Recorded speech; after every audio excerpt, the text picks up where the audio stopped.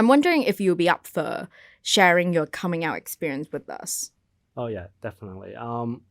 It wasn't easy. Again, thinking back how it was for me where I didn't know anyone gay.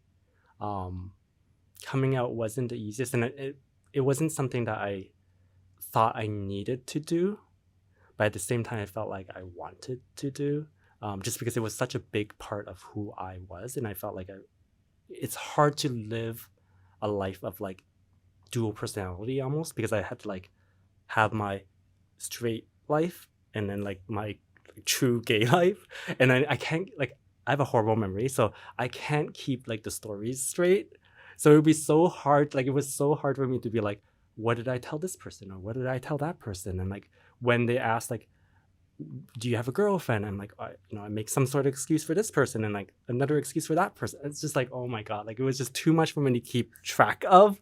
So it was just out of like my sanity. That's probably why the driving force of me coming out, and obviously like just living my life. Like I need to move out. I need to have a partner, and like it's just too hard to hide all of that. So that was kind of the driving force. But I came out kind of like, I'm a planner, so I kind of like thought Did you have a spreadsheet? I didn't have a spreadsheet for this part, but I did think it through, and I told my brothers first. So I have an older brother and a younger brother. I told my younger brother, and I told him to spy for me, to kind of like gauge my parents' kind of like their thoughts on, gay people, and if they have any suspicions of me, or like what do they think of me, and that sort of stuff.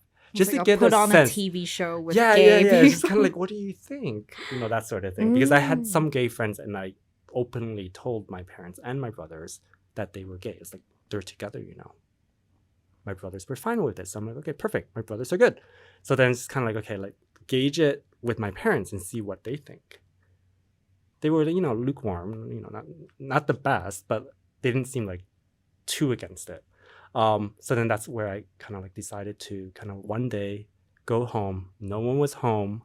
And then I told my mom, obviously, you tell your mom stuff first. Yes. So I'm like, tell my mom, I'm like, I'm actually with, like at the time, my boyfriend. I was like, oh, I'm actually with that person. And she's like kind of taken aback. And then she's like, oh, wait, to tell like your dad. And then, but they were both like surprised, which surprised me. I'm like, girl, like you can't tell that I'm gay. Like I thought you knew.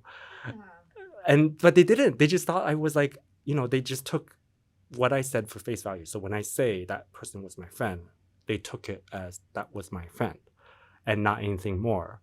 Wow. But they were generally fine with it. I mean, obviously it could be better, it could be worse. I would say I'm pretty fortunate. They were very accepting. They were loving in the sense that like it's more about, like we love you. I don't think they said it that way because Asian people don't say they love you. They just give you fruits. Yeah, no, exactly. But it was implied that they love me. But they were more concerned about me as a person. It's kind of like they did say like, why would you choose such a difficult life for yourself? Because obviously they don't have the reference point of, knowing gay people either. So to them, it's a choice.